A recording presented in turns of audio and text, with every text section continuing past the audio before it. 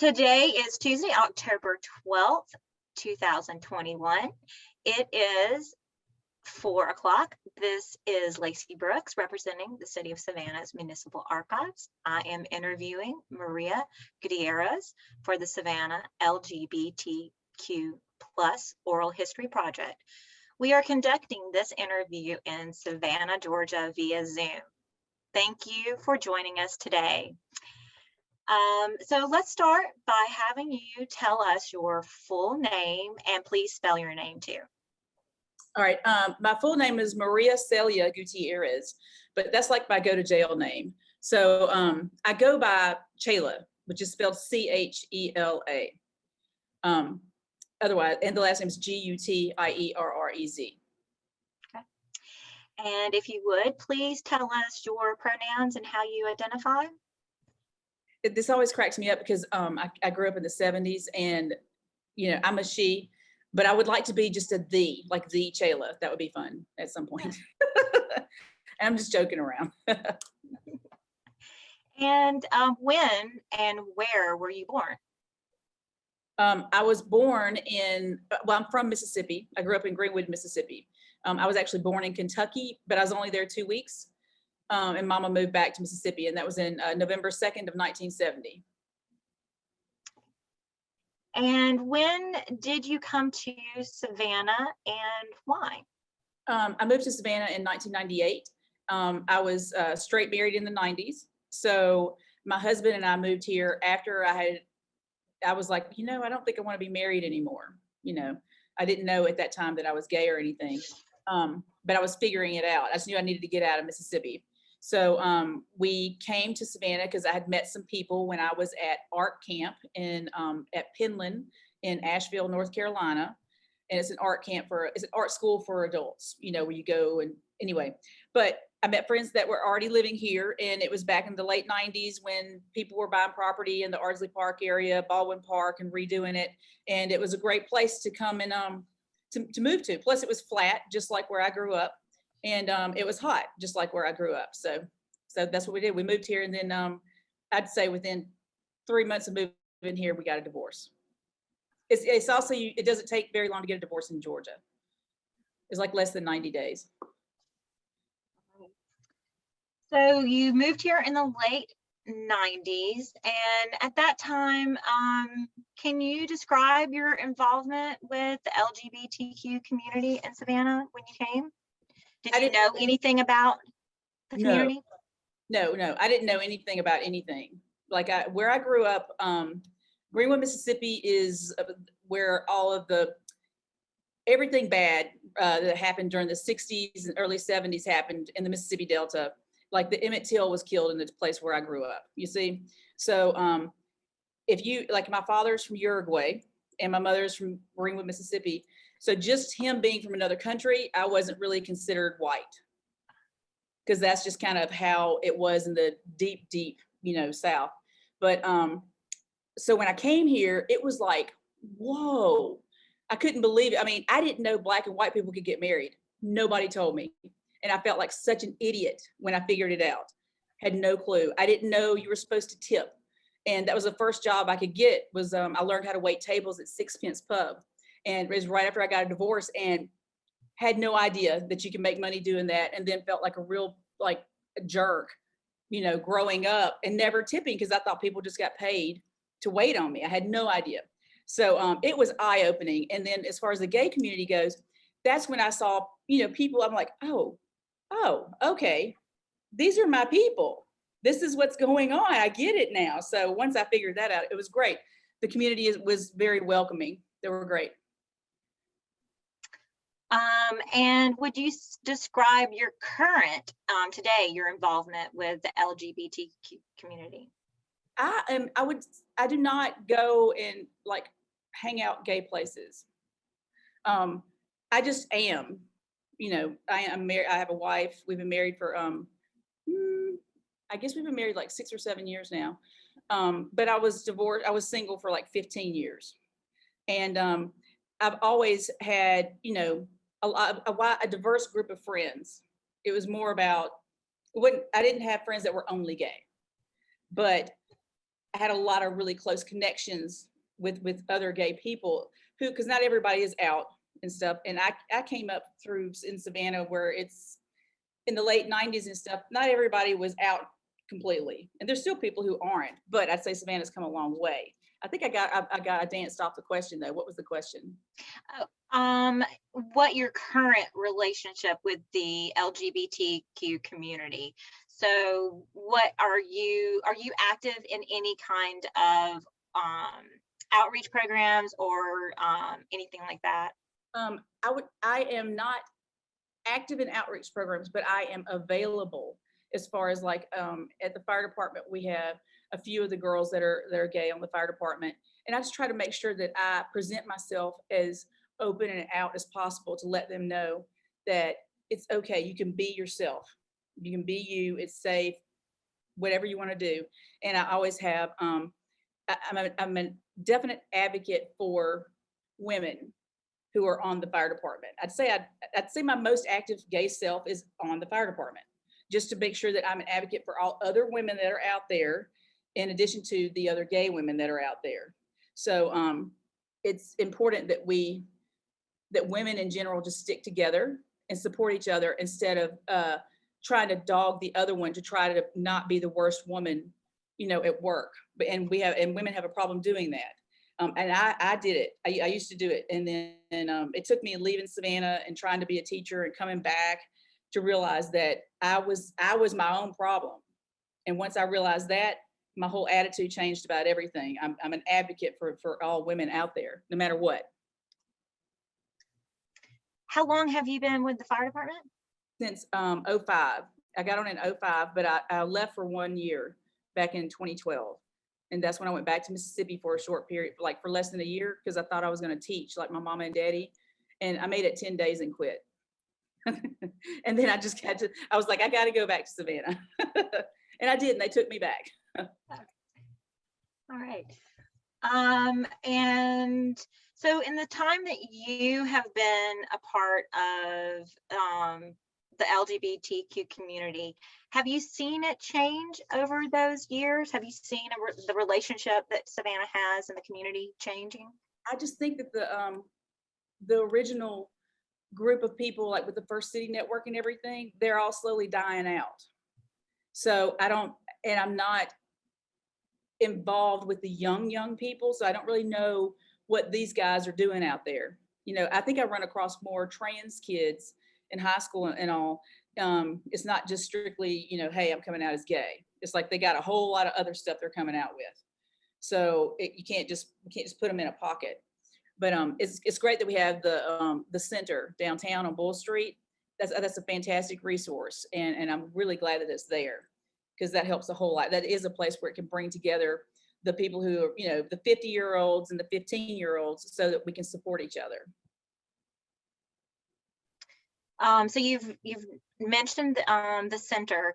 Are there other places that you can think of that are in Savannah that would be friendly or affirming or inclusive for the community, for the LGBTQ community? Off the top of my head, I don't really know. I just know, like at Fanny's on the Beach. Of course, it's always been a very, welcoming place for gays because it's owned by a gay woman.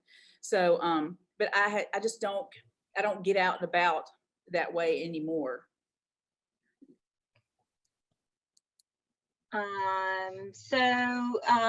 Do you think that Savannah at this time would be considered an inclusive community? And why do you think that, or why would you think not? Do you feel like Savannah is inclusive? It was way more inclusive than Mississippi. So I think that it isn't inclusive. It's just in pockets. It depends on where you are in Savannah. And that's going to be anywhere that you go. It's going to just have like people will gather together, so there'll be more neighborhoods that'll be welcoming than others. But otherwise, I think Savannah has definitely come up a couple of notches from when I first got here, for sure. And do you feel that, are you familiar with the the program that, the Proud program that Alderman Purdy and the other that has been created? Are you familiar with that program? I'm on board. Oh, that's right. Okay, yes. So do you feel like that has had an improvement in business relations in Savannah? I think How it's, do you feel about well, I just think it's made people aware that you can't discriminate against people in businesses. You know, you cannot discriminate them against them for being gay, you know, coming to your business or trans or anything. I think it's helped in that way. COVID has not helped anything with people trying to make programs happen. So I think it's a fledgling project that will move forward. Um, what I hope to see happen with the Proud project is like the city working within first. Let's work within all of our own departments and just lead in that manner that we want the rest of the city to lead like, and then it'll spread out when we show ourselves within our departments being inclusive. And that's inclusive all the way around, not just gay inclusive. I mean, like all encompassing. and going back to maybe when you first came back to Savannah in 2005, do you feel like are some traditions or events that that are happening in Savannah that need to be documented for the LGBTQ community? Can you think of anything outside of going to the pubs, but do you feel like there are events or community events that happen that need to be documented? No, I cannot think of any. And, you know, I wish that I was more active in those ways. But, and just to get my story straight with stuff. So I moved here in 98, got on the fire department in 05, left the fire department in 2012, came back to the fire department in 2012. It's just to get the timeline right. Okay. So, but no, I do not know of anything that, I mean, and there are things out there. It's just that I don't participate as much in those areas as other people would. Are there other programs that you're active in that you participate in that you're an activist for? Oh, well, I mean, I rescue kittens. I do. I rescue kittens. My wife is on the board for Renegade Paws Rescue, so she does dog rescue. So we're very, very active in that, for sure. And let's see. So when you said you moved to Savannah and you said it was a different experience, coming to the area, and then can you talk at all? Do you feel comfortable talking about your experience in that change for yourself, where your feelings changed when you were first here? Oh, yeah, yeah. Well, once I realized that that I was gay, it was I was like, oh, okay, I understand. What I've got it. And I wasn't, and I didn't go out and just like try it. I knew it. You know, I'd never cheated on my husband, and I just couldn't do it because I didn't want anybody to ever cheat on me. So I told him what I thought was going on, and he was upset because he and I had grown up together, went to kindergarten together, and all through high school and everything, and started dating when we were in college. But anyway, once I realized it was liberating. I just didn't know. And when my mother, she just kind of asked me, she's like, are you dating women? I'm like, maybe, I don't know.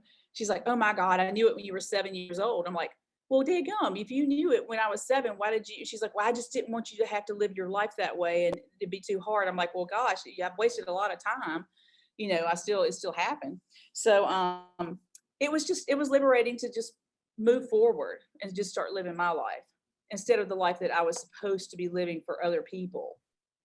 And it's been good. Everything's been fine. Were there people in the community that you reached out to? Were there any people that helped you through that transition period, or that you feel like you need to recognize? Or was there any? I know the First City network, that was. Yeah, they were around. It for me coming out wasn't hard at all because I was 28 years old and I'd already lived my other life.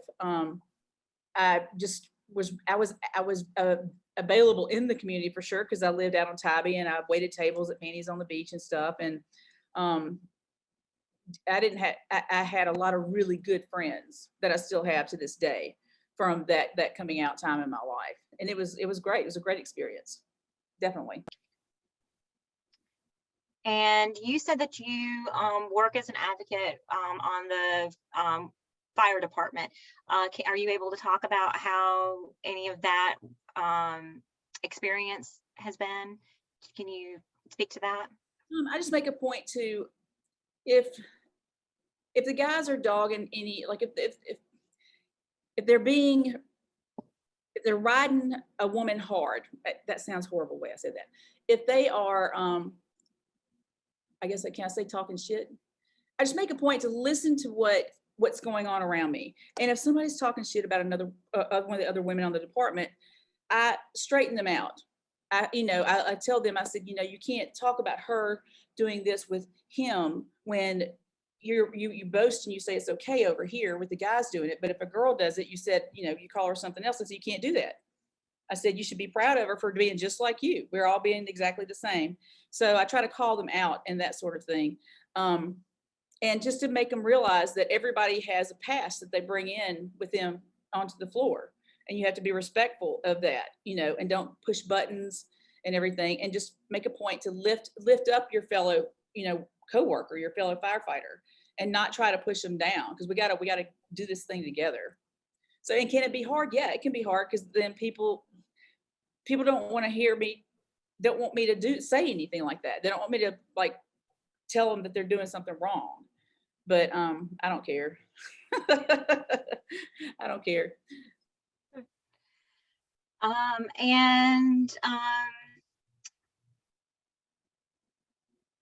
What future do you imagine for Savannah as it relates to the LGBTQ community, and maybe relationship to the changes that are happening in the non-discriminatory ordinance that was recently revised?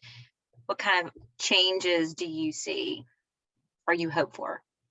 I hope that it'll be okay for people who are working within the city, if they feel like if they're trans and and they're ready to transition, that they can be protected and embraced, because it doesn't affect their work.